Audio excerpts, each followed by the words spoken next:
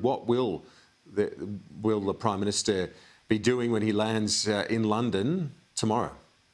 Well, it's really all about the Queen's funeral on Monday and the PM's trip to Britain from a federal political point of view at the moment.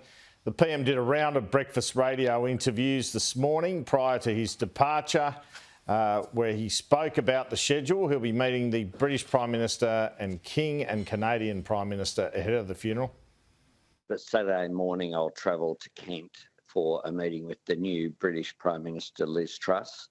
We'll host a reception at Australia House there in London at lunchtime. For the 10 invited guests, but other prominent Australians who are based in London, I will have an audience with King Charles III, and there are some formal receptions as well, including one hosted by the King for world leaders and heads of state. That will occur Sunday night.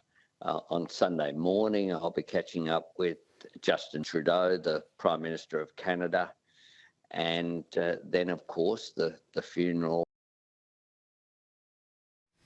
And that bilateral with Liz Truss comes a year, almost exactly a year, since the AUKUS nuclear submarines deal between the UK, US and Australia that Scott Morrison signed off on, and Anthony Albanese said he's keen to continue.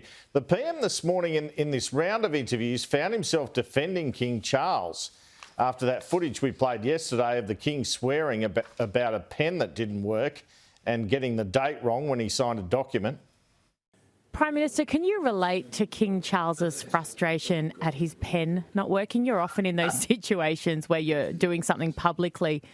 Do you get it? Look, it's a human response. We're all humans. Yes. And, these things happen. And you've got to remember as well that King Charles has lost not just the sovereign, he's lost his mum. And the PM defended taking the famous racing couple Gay and Robbie Waterhouse on his flight after they could not find a commercial seat. Reports since have said they'll be paying their own way.